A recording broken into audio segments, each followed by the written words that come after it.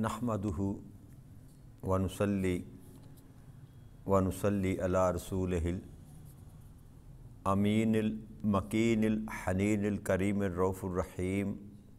अम्मा बाद फ़अऊज़ु बिल्लाहि मिनश शैतानिर रजीम बिस्मिल्लाहिर रहमानिर रहीम। वाजिबुल एहतराम साथियों, अल्लाह ताला का बेपनाह लुत्फ़ व करम और उसका एहसान अज़ीम है कि जिसकी तौफ़ीक से हम उस ज़िक्र के लिए उसके घर में जमा हैं।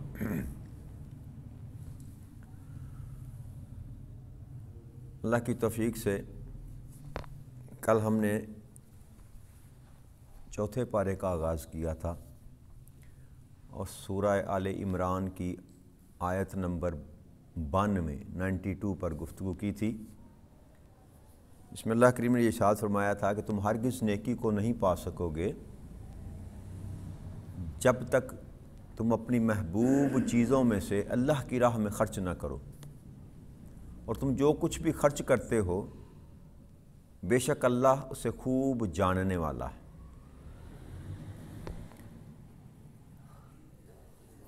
आगे अल्लाह की आयत नंबर 93 में इरशाद फरमाते हैं, कुल्लु तआमी काना हिलालन लबनी इसराईल इल्ला मा हर्रमा इसराईलु अला नफ्सिही मिन कबली अन तुनज़्ज़ल तौराह कुल फ़अतू बितौराती फ़तलुहा इन कुंतुम सादिकीन। कि तौरात के उतरने से पहले बनी इसराइल के लिए हर खाने की चीज़ हलाल थी सिवाय उनके जो यकूब अलैहिस्सलाम ने खुद अपने ऊपर हराम कर ली थी। फरमा दें तौरात लाओ और उसे पढ़ो अगर तुम सच्चे हो। तो ये आयत मुबारका इसका शान नज़ूल ये है कि यहूद ने अब ये कहा कि वो दावा रखते हैं मिल्लत इब्राहीमी का, हालांकि वो ऊँटों का गोश्त नहीं खाते, और दूसरा ऊँटनियों का दूध भी नहीं पीते। तो जब आक़ा करीम सल्लल्लाहु अलैहि वसल्लम की शरीयत मुतहरा में ऊँट का गोश्त हलाल था और इसी तरह ऊँटनी का दूध पीना भी हलाल था, लेकिन अहले यहूद जो थे वो ना ऊँट का गोश्त खाते थे ना ऊँटनी का दूध पीते थे, और इसी तरह खरगोश का जिक्र भी आता है कि वो भी नहीं खाते थे। तो आक़ा करीम सल्लल्लाहु अलैहि वसल्लम के साथ जब उन्होंने ये बात की कि आप कैसे इब्राहीम अलैहिस्सलाम के मानने वाले हैं, दीन पर हैं, कि आप ऊँट का गोश्त भी खाते हैं और उसका दूध भी पीते हैं, तो उसका जवाब अल्लाह करीम ने दिया कि तौरात के उतरने से पहले, यानी कि तौरात हज़रत मूसा अलैहिस्सलाम पर उतरी और जिनका जिक्र किया जा रहा है वो यकूब अलैहिस्सलाम है, और दीन इब्राहीमी इब्राहीम अलैहिस्सलाम से शुरू हुआ, और यकूब अलैहिस्सलाम हज़रत इब्राहीम अलैहिस्सलाम के पोते थे जी। तो अल्लाह की फरमा रहे हैं यहूद को जो तौरात के दावेदार थे कि तौरात के उतरने से पहले बनी इसराइल के लिए हर खाने की चीज़ हलाल थी सिवाय उन चीज़ों के जो यकूब अलैहिस्सलाम ने खुद अपने ऊपर हराम कर ली थी। क्या यकूब अलैहिस्सलाम को कुछ तकलीफ़ थी बीमारी की शिद्दत में, उसके दौरान उन्होंने ऊँट का गोश्त खाना जो है उसको छोड़ दिया, तो मुस्तकिल उन्होंने ऊँट का गोश्त ना खाया और ऊँटनी का दूध भी ना पिया होगा, इसी तरह खरगोश का गोश्त ना खाया होगा। तो बाद में उनकी उम्मत ने उन्होंने अपनी ज़ात के लिए उसको छोड़ा, तो उनकी उम्मत ने उसको हराम डिक्लेयर कर दिया, और जब आक़ा की सल्लल्लाहु ने फरमाया कि ये हलाल है तो ये बहस करने लग गए कि ये कैसे हलाल हो सकता है। तो उसका जवाब अल्लाह ने दिया कि तुम तौरात की बात कर रहे हो, जबकि ये मामला जो हुआ ये तौरात के उतरने से कई हज़ार पहले की बात, यकूब अलैहिस्सलाम के वक़्त। तो ये उस वक़्त तो हलाल थी जैसे आज हलाल हैं, तो हराम इसलिए तुमने करार दे दिया कि यकूब अलैहिस्सलाम ने उनको अपने ऊपर हराम करार दिया और आज तक तुम उसको हलाल फरमाते। तो आप फरमाएं ज़रा इनको कि तौरात लेकर आएँ, और तौरात में भी ये चीज़ें हलाल थीं। ایک تو اوپر اللہ نے فرمایا تورات کے اترنے سے پہلے بنی اسرائیل کے لیے ہر کھانے کی چیز حلال تھی، تورات میں بھی ان کی حرمت کے متعلق کوئی حکم موجود نہ تھا، تو اللہ کریم نے ان کو کہا کہ ان سے کہیں نہ تورات لے کر آئیں اور اسے پڑھیں، اگر یہ سچے ہیں تو اپنا دعویٰ ثابت کریں، تورات میں سے ثابت کر دیں۔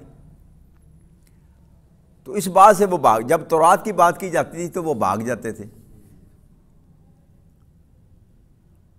پھر اللہ کریم شاہ فرماتے ہیں فَمَنِ افْتَرَىٰ عَلَى اللَّهِ الْكَذِبَ مِن بَعْدِ ذَلِكَ فَأُولَٰئِكَ هُمُ الظَّالِمُونَ، پھر اس کے بعد جو شخص اللہ پر جھوٹ گڑے تو وہی لوگ ظالم ہیں،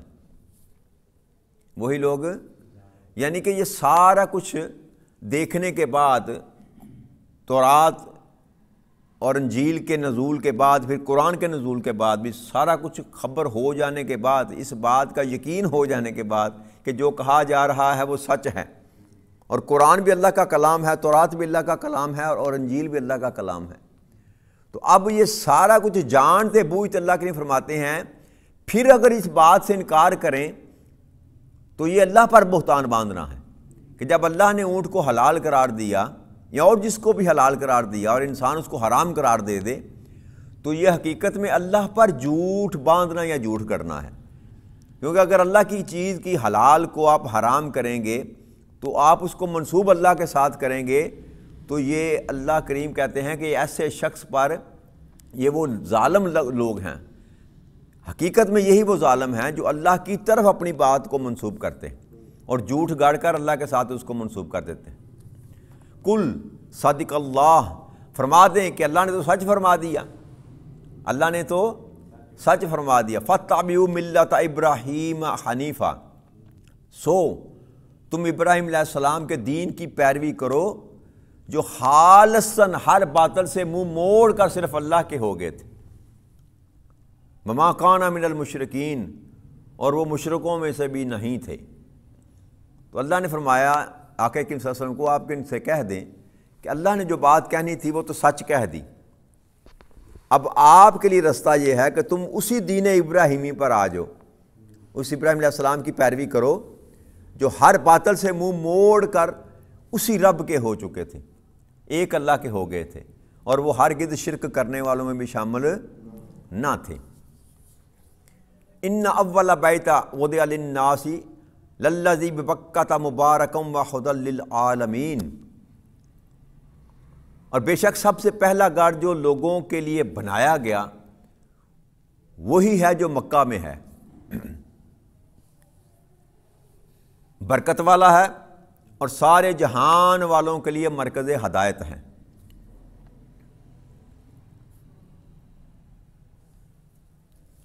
تو یہ بھی ایک فتنہ ان کے درمیان، جب قبلہ تبدیل کیا گیا نا، اللہ کریم نے آقا کریم صلی اللہ علیہ وسلم کو یہ حکم دیا کہ آپ جس طرف آپ کا دل چاہتا ہے آپ اسی طرف رخ کو کر لیں، ہم اسی کو قبلہ بنا دیں گے۔ تو آقا کریم صلی اللہ علیہ وسلم نے بیت اللہ کی طرف آپ کا انس تھا، محبت تھی، آپ نے اس کی طرف منہ پھیر لیا،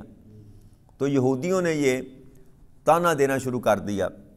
طرح طرح کے تانوں میں ایک تانا یہ بھی تھا کہ قبلہ جو ہے نا بیت المقدس یہ پہلے تھا، خانہ کعبہ بعد میں بنایا گیا، بیت اللہ بعد میں بنا۔ تو اللہ اس کا جواب دے رہے ہیں کہ جو سب سے پہلا گھر تعمیر کیا گیا نا دنیا میں وہ وہی ہے جو مکہ میں ہے، جس کو بیت اللہ کہتے ہیں، اور سب سے پہلے آدم علیہ السلام نے جب اللہ نے تخلیق کیا ان کو تو زمین پر سب سے پہلا جو گھر تعمیر کیا گیا وہ آدم علیہ السلام نے یہی خانہ کعبہ تعمیر کیا تھا، اور پھر نوح علیہ السلام کے طوفان جب آیا طوفان، تو اس طوفان میں یہ خانہ کعبہ بھی منہدم ہو گیا، زمین بوس ہو گیا اور اوپر مٹی آ گئی۔ تو جب دوبارہ ابراہیم علیہ السلام کو اللہ کریم نے نبوت عطا فرمائی تو پھر حکم دیا ابراہیم علیہ السلام کو اور اسماعیل علیہ السلام کو کہ اب جا کر میرا کعبہ دوبارہ تعمیر کرو۔ پہلے اسماعیل علیہ السلام کو وہاں پہنچایا بچپن میں، وہاں پر جوان ہوئے، جب جوان ہوئے تو ابراہیم علیہ السلام بھی وہاں تشریف لائے تو حکم دیا کہ اب وہاں پر میرا کعبہ تعمیر کرو، اور پھر ایک بادل کے ٹکڑے نے وہاں پر سایہ کیا، اس نے نشاندہی کروائی، وہاں سے جب زمین کو مٹی ہٹائی گئی تو نیچے سے وہ کعبے کی بنیادیں نکل آئیں۔ تو وہ کعبہ تو آدم علیہ السلام کے وقت سے جو تھا وہ تعمیر تھا، جبکہ بیت المقدس کی دو روایتیں ملتی ہیں۔ ایک تو یہ کہ یہ پہلے موجود تھا لیکن بیت اللہ سے 40 سال بعد یہ تعمیر کیا گیا، جس کو مسجد اقصیٰ کہتے ہیں۔ یہ مسجد بیت اللہ سے 40 سال بعد تعمیر کی گئی، ایک روایت یہ ملتی ہے۔ اور ایک یہ کہ جو حوالہ زیادہ تر جو ملتا ہے کہ یہ حضرت سلیمان علیہ السلام نے تعمیر کرا ہے، جس کو ہیکل سلیمانی بھی کہتے ہیں، ساتھ جو موجود ہے۔ تو یہ مسجد اقصیٰ جو تھی یہ حضرت سلیمان علیہ السلام نے تعمیر کرائی، اور حضرت سلیمان علیہ السلام داؤد علیہ السلام کے بیٹے ہیں، اور داؤد علیہ السلام 5ویں یا 6ٹھی نسل سے یعقوب علیہ السلام کی نسل میں جا کر ملتے ہیں، ٹھیک ہے نا جی۔ تو اگر ابراہیم علیہ السلام کے کعبے کو بھی لیا جائے تو تب بھی یہ مسجد اقصیٰ جو ہے یہ ہزاروں سال بعد تعمیر گئی۔ تو اللہ نے صاف کہہ دیا کہ سب سے پہلا گھر جو عبادت کے لیے تعمیر کیا گیا دنیا میں وہ وہی ہے جو مکہ میں موجود ہے، وہ جو مکہ میں موجود ہے۔ اور مکہ کا معنی یہ کہ اپنا جو برکت والا بھی ہے، اللہ نے فرمایا کہ اس میں برکت بھی ہے، اور یہ اس دعا کے صدقے ہے جو ہم نے سورہ بقرہ کی آخری آیات میں ابراہیم علیہ السلام نے جو دعا کی تھی کہ رب کریم اس شہر کو آباد کر دے، اس کے شہر رہنے والوں کے لیے رزق کی فراوانی کر دے، تو اس دعا کے صدقے اللہ کریم نے اس شہر کو برکت عطا فرما دی۔ اور یہاں بھی اللہ نے فرمایا مبارکم، اور وہ برکت والا ہے، وہی شہر برکت والا ہے۔ اور پھر یہ ہے ہدی للعالمین، ساری کائناتوں کے لیے جو یہاں پر ہدایت ہے۔ کیوں کہ ہادی برحق جو تھے، کائنات کے سب سے بڑے ہادی زمین پر آقا کریم صلی اللہ علیہ وسلم کو اللہ کریم نے یہاں پر پیدا کیا۔ ہر نبی اپنی ایک امت کے لیے، ایک قبیلے کے لیے آتے رہے، ایک علاقے کے لیے آتے رہے۔ ہدی للعالمین، یہاں اللہ نے فرمایا کہ اس شہر میں جس نبی کو میں نے بھیجا وہ ساری کائناتوں کو ہدایت دینے والا تھا، لہٰذا یہ شہر برکت والا بھی ہے اور اس میں سارے جہان والوں کے لیے ہدایت بھی ہے۔ فیہ آیات بینات مقام ابراہیم، اس میں کھلی نشانیاں ہیں، ان میں سے ایک مقام ابراہیم ہے علیہ السلام، یعنی کہ جہاں پر ابراہیم علیہ السلام نے قیام کیا۔ وَلِلَّهِ لِلنَّاسِ حَجُّ الْبَيْتِ مَنِ اسْتَطَاعَ إِلَيْهِ سَبِيلًا وَمَنْ كَفَرَ فَإِنَّ اللَّهَ غَنِيٌّ عَنِ الْعَالَمِينَ، اور جو اس میں داخل ہو گیا امان پا گیا، اور اللہ کے لیے لوگوں پر اس گھر کا حج فرض ہے، جو بھی اس تک پہنچنے کی استطاعت رکھتا ہو، اور جو اس کا منکر ہو تو بے شک اللہ سب جہانوں سے بے نیاز ہے۔ تو اللہ کریم نے پہلی بات یہ کی کہ اس میں کھلی نشانیوں میں سے ایک نشانی اللہ کریم نے یہاں پر گنوائی، وہ ہے مقام ابراہیم۔ مقام ابراہیم جس پر حضرت ابراہیم علیہ السلام کے اس پتھر پر پاؤں مبارک کے نشان ثبت ہیں، اور وہ پتھر وہ ہے جس پتھر پر کھڑے ہو کر ابراہیم علیہ السلام نے کعبے کی تعمیر کی تھی۔ ابراہیم علیہ السلام اس پتھر پر کھڑے تھے اور اسماعیل علیہ السلام نیچے سے پتھر پکڑاتے تھے اور آپ دیوار کے ساتھ اس کو چنتے چلے جاتے تھے۔ اور اللہ کا یہ بھی ایک معجزہ تھا کہ وہ پتھر جوں دیوار اونچی چلی جا رہی تھی تو وہ پتھر بھی اوپر چل رہا تھا، یعنی کہ وہ لفٹ بن گیا، آٹومیٹک ہوا میں معلق وہ ایسے گھومتا رہا، جدھر جدھر ابراہیم علیہ السلام پتھر رکھنا چاہتے وہ پتھر اوپر اٹھتا اور وہ پتھر رکھتے۔ تو اس پتھر کو اللہ کریم نے یہ حکم دے دیا، اپنی نشانی بنا دیا کہ اس کو حکم ہوا کہ میرے محبوب کے قدم جو ہیں ان کو اپنے اندر جذب کر لے۔ تو باقی اور بھی تو پتھر ایسے ہوں گے نا وہاں پر موجود جہاں پر ابراہیم علیہ السلام کے قدم لگے ہوں گے، صرف ایک پتھر تو نہیں ہے، صرف ایک پتھر۔ اس پتھر کو دو نسبتیں حاصل ہیں، یاد رکھیے گا، اس پتھر کو دو نسبتیں حاصل۔ ایک نسبت تو یہ تھی کہ اس پتھر پر کھڑے ہو کر ابراہیم علیہ السلام نے کعبہ کی تعمیر کی تھی، اس نسبت سے یہ متبرک ہو گیا، لیکن اصل نسبت جو ہے نا وہ یہ نہیں تھی، جس وجہ سے اللہ کریم نے اس پتھر کو کہا کہ میرے محبوب کے قدموں کے نشانوں کو ثبت کر لے تاکہ قیامت تک کے لیے میری نشانی بن جائے۔ اس کی وجہ جو تھی نا، اس کی وجہ یہ تھی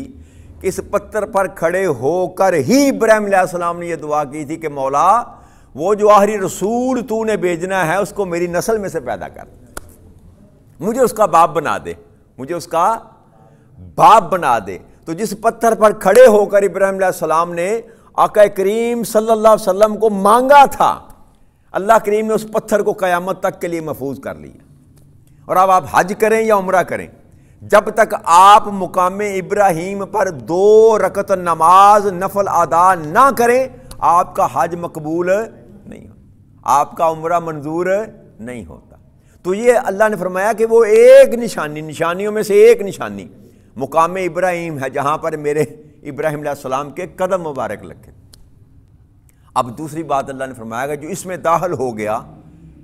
مکہ کے اس بیت الحرم میں داخل ہو گیا تو وہ امان پا گیا، وہ امان پا گیا۔ تو یہ زمانہ جاہلیت میں بھی یاد رکھیے گا، میں نے آپ سے بتایا تھا کہ 4 ماہ جو تھے نا حرمت والے، ان 4 ماہ میں وہاں قتل و غارت گری نہیں کی جاتی تھی، اور بیت اللہ کی جو حدود ہے وہاں پر بھی کوئی کسی کے ساتھ لڑائی نہیں کرتا تھا۔ تو اللہ نے اس کو امان بخش دی تھی،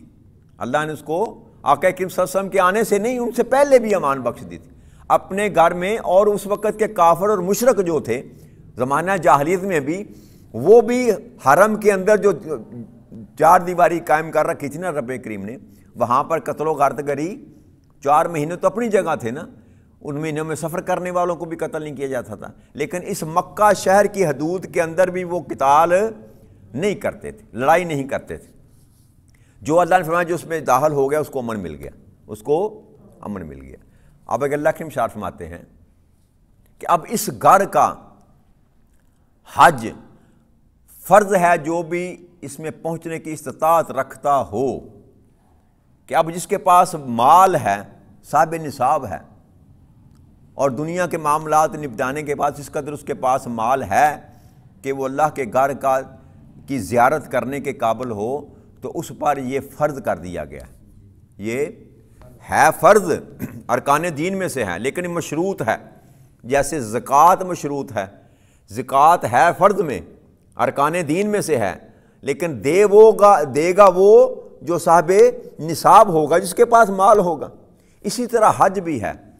یہ فرائض میں سے، لیکن فرض اس پر ہوتا ہے جس کے پاس مال ہوگا۔ اپنے معاملہ دنیا کے چلانے کے بعد، اس کے بعد اگر فالتو پیسے اتنے ہیں کہ وہ سفر کر کے حج کر کے آ سکتا ہے، تو ایسے شخص پر حج فرض ہے۔ اور اگر پیسے اتنے رکھنے کے باوجود، وسائل ہونے کے باوجود اگر کوئی بندہ حج نہیں کرتا تو وہ اس کا حساب و کتاب قیامت کا دن دے گا، وہ گناہ گار، وہ اللہ کے حکم کا منکر ہے، اللہ کے حکم کا منکر ہے۔ تو اللہ نے فرمایا جو اس کا منکر ہو، ومن کفر، اور جو نہیں مانتا، جو نہیں کرتا، جو صاحب استطاعت ہونے کے باوجود حج نہیں کرتا، تو اللہ نے فرمایا فَإِنَّ اللَّهَ غَنِيٌّ عَنِ الْعَالَمِينَ، اللہ سارے جہانوں سے بے نیاز ہے، کہ اللہ کو اس بات کی ضرورت نہیں ہے، اللہ کو اس بات کی ضرورت نہیں ہے کہ تو چل کر آئے گا تو اس کے گھر میں آ کر سجدے کرے گا تو تیرے سجدے کرنے سے اللہ کی بڑائی میں کوئی فرق آئے گا، نہیں، اللہ نے ساری چیزوں سے بے نیاز ہے۔ اگر تجھے اپنے گھر میں بلاتا ہے تو وہ اس میں بھی تیرا اپنا فائدہ ہے، تیری وہاں پر ایک نماز جو بندہ ادا کرتا ہے نا حرم کعبہ میں، ایک نماز کا ثواب 1,00,000 نماز کے برابر ہے۔ اب یہ کتنا اللہ سودا ہے کہ بندے کے پاس اگر پیسے ہوں، اللہ کریم نے توفیق دی ہو، تو پھر اس سے بڑی بدبختی اور کیا ہے کہ آپ ایک نماز یہاں پڑھتے ہیں اور تھوڑے سے پیسے خرچ کر کے اگر آپ حرم میں چلے جائیں تو ہر نماز میں 1,00,000 نماز، اور اگر آپ 5 نمازیں پڑھتے ہیں تو 5,00,000، تو اگر 10 دن رہتے ہیں ضربیں دیتے رہے نا پھر، تو یہ اللہ کہتا ہے یہ میں نے اپنے لیے تو نہیں کیا، میں تو میرے گھر میں آتا ہے تو تجھ پر نعمتیں اپنی رحمتیں کرتا ہوں، پڑھتا تو ایک ہے لیکن تمہیں 1,00,000 کا تیرے نامہ اعمال میں 1,00,000 نماز میں لکھ دیتا ہوں۔ تو اب تو نہیں چاہتا، تو نہیں مانتا، تو نہیں آنا چاہتا، تو یہ یاد رکھ کہ میں تو ہے ہی غنی ہوں، میں تو سارے جہانوں سے بے نیاز ہوں، مجھے اس سے کوئی فرق پڑنے والا نہیں ہے۔ انسان نے اگر عبادت کرنی ہے، اللہ کو یاد کرنا ہے، حج کرنا ہے، تو انسان نے اپنی ذات کے لیے کرنا ہے، رب کریم کی شان میں نہ ذرہ بر کمی واقع ہوتی ہے نہ ذرا بار بڑائی اس کی بڑھتی ہے، وہ تو افضل ہے، اعلیٰ ہے، سب کائنات سے بڑا ہے۔ ہمارے اس کو سجدہ کرنے سے نہ کرنے سے اس کو کچھ فرق، کیونکہ وہ ہے ہی بے نیاز۔ تو اللہ کریم ہمیں نبی اکرم صلی اللہ علیہ وسلم کے دین کی سمجھ عطا فرما دے، اور اس استطاعت بھی عطا فرمائے رب کریم، اور توفیق بھی عطا فرمائے کہ اپنے اس کے گھر کی زیارت کی جائے اور اس کے محبوب کے گھر کی زیارت کی جائے۔ وما علینا الا البلاغ المبین۔ والسلام علیکم ورحمۃ اللہ وبرکاتہ۔